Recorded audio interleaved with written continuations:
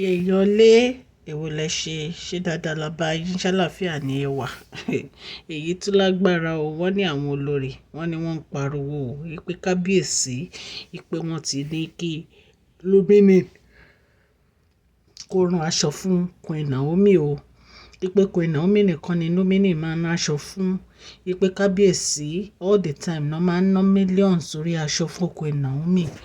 Wọ́n ní gbogbo wọ́n ní wọ́n find it easy o. Ẹ̀yin èèyàn lé ẹ jẹ́ ká jọ gbọ́ gist tèmi. Tó bá jẹ́ ìgbà àkọ́kọ́ tí ẹ̀ ń darapọ̀ mọ́ channel wa Mashola Gist TV, ẹ káàbọ̀ sí orí ẹ̀. A dúpẹ́ fún àtìlẹ́yìn yín, fún support yín. Ọlọ́run á wà pẹ̀lú gbogbo yín o. A dúpẹ́ lọ́wọ́ yín. Orúkọ mi ni Mashola, mo máa ń sọ Yorùbá lórí channel mi. Mo máa ń sọ̀rọ̀ nípa celebrity gist, royal gist, politics àti gbogbo nǹkan tó ń ṣẹlẹ̀ ní agbègbè ní ilẹ̀ baba wa ní Nàìjíríà. Ẹ̀yin èèyàn lé tẹ́ bá ti subscribe, ẹ subscribe o, so that a bá ti post any gist ẹ máa rí òkè lọ́la yín á máa lọ. Ọlá yín kò ní lọ ìsàlẹ̀. Ẹ má gbàgbé kẹ́tẹ notification yín. Ẹ̀yin èèyàn lé, àwọn olórí ló ń pariwo náà sunkún wọn ní kábíyèsí. Ẹ ti mọ àwọn tó máa sọ̀rọ̀, Ashley, Ronke àti Mariam àti Toby, wípé gbogbo owó ní kábíyèsí fi rán aṣọ fún Queen Naomi, wípé àwọn ò mọ nǹkan tí àwọn ṣe fún Queen Naomi o, àti kábíyèsí tó jẹ́ pé àwọn méjèèjì ni wọ́n ná owó fún Queen Naomi, wọ́n ná owó fún àwọn. Ẹ̀yin èèyàn lé, ọ̀rọ̀ àwọn olórí yìí ó ń yà mí lẹ́nu. Every time ni wọ́n ń jealous. Every time ni wọ́n bá Queen Naomi jowú. Wọ́n jealous ju nǹkan míì lọ. Especially àwọn tí mo dárúkọ yẹn. Mi ì mọ nǹkan tó dé gan-an. Tó jẹ́ pé every time kábíyèsí ń ṣe fún Queen Naomi, wọn ò ṣe fún yín. Kábíyèsí ń ṣe fún Queen Naomi, wọn ò ṣe fún yín. Nǹkan tẹ́ máa ń pariwo nìyẹn, ẹ̀sọ́ nǹkan mi nìyẹn lọ.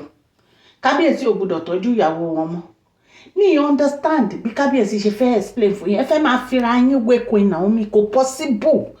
Ẹ lè fira yín wé Queen Naomi. The difference is clear. Ọ̀tọ̀ọ̀tọ̀ láyé yín. Ọ̀tọ̀ọ̀tọ̀ láyé yín. Bí kábíyèsí ṣe ń treat yín, tí ò bá tẹ́ yín lọ́rùn, ẹ jáde nínú palace, ẹ lọ fọ́kọ mi. Ṣé dandan ni? Ṣé dandan ni? Ẹni kábíyèsí ń treat yín bákan ẹ̀dẹ̀ lọ. Ẹni kábíyèsí ń treat yín bákan ẹ̀dẹ̀ lọ, ẹ̀dẹ̀ jókòó pa sínú palace. Ṣé rí kí Elizabeth complain? Kí ló dé tí kábíyèsí ò máa treat Elizabeth bó ṣe ń treat yín àti olórí Tèmítọ́pẹ́? Ṣé Dr. Elizabeth ever complain rí pé kábíyèsí ń treat àwọn bákan àbí olórí Tèmítọ́pẹ́? Ẹ̀yin mẹ́rin náà lè máa complain. Kábíyèsí ń treat yín bákan. Kò sí nǹkan tí kábíyèsí ṣe tó tẹ́ yín lọ́rùn. Ẹnu yín ti fẹ̀fẹ̀ yà. Kò sí nǹkan tí bàbá onínúure yẹn ṣe fún yín tó tẹ́ yín lọ́rùn. Ẹ fẹ́ gbẹ̀mí wọn, ẹ fẹ́ pa wọn, ẹ fẹ́ fún wọn ní hypertension pẹ̀lú problem yín tẹ́ ẹ̀ fún wọn nínú palace. Every time lẹ́ ń frustrate kábíyèsí. Kí ló dé wọn fẹ́ yàwó wọn fẹ́ yín ni? Nǹkan tí ò yé mi ni pé kò sí nǹkan tí kábíyèsí ṣe fún yín tínú yín dùn. Kò sí nǹkan tí kábíyèsí ṣe fún yín tó tẹ́ yín lọ́rùn. Ṣé èèyàn kankan mọ̀ ẹ̀yin tẹ́lẹ̀? Tóbi, who knows you? Gbogbo àwọn tó mọ̀ ẹ́ bóyá Unilag náà ti mọ̀ ẹ́. Kò sẹ́ni tó mọ̀ ẹ́ nígboro. Bẹ́ẹ̀ ni Ashley, ta ló mọ̀ Ashley? Ta ló mọ̀ Mariam àti ẹ̀gbórúkọ yẹn rí? Ronke gan akọ̀mọ̀ ipò ń gbé palace ni àsàwọn concubines tí kábíyèsí ń kó kiri. Ta ló mọ̀ ẹ́? Wọ́n wá gbé yín, wọ́n wá sọ yín di international olórí. Ẹ wá ń ṣakọ. Ẹ jẹ́ jókòó ara yín jẹ́. Kẹ́ fi kábíyèsí sílẹ̀ jẹ́ kó gbádùn ara wọn pẹ̀lú Queen Naomi. Kí ló dé? Ọdún mẹ́ta lẹ fi òdì kábíyèsí. Ẹ fi òdì wọn. Wọ́n wá fẹ́ gbàyàwó wọn padà, wọ́n á rojọ́. Ọmọ ẹ̀dẹ̀ wà ń ta ẹ̀dẹ̀ bá kẹ́dùn. Ẹ bá wọn kẹ́dùn kọ́ ọmọ wọn padà wá sí palace. Kí ló dé? Kí lẹ gbé lọ́wọ́? Kí lẹ gbé lọ́wọ́ ju wàhálà lọ àti ìdààmú? Àtìgbà tí kábíyèsí ti fẹ́ yín, ìdààmú ṣáá ni àti wàhálà. Kò sí any other thing. Ẹ̀yin ò tí ẹ jókòó kẹ́ ti ẹ̀ ṣe nǹkan tó dàbí Tèmítọ́pẹ́ àti Dr. Elizabeth. Ìwọ olórí Tóbi tó yapa tó ní ò support kábíyèsí mọ́, who cares? Ẹ tẹ́lẹ̀ máa bábọ̀ níbi tẹ́ ń lọ gbogbo yín. Ṣé rí Lúmínì yẹn? Ó máa bẹ̀rẹ̀ sí ránṣọ ní ìsìn fún Queen Naomi ni. Ó máa ránṣọ harambara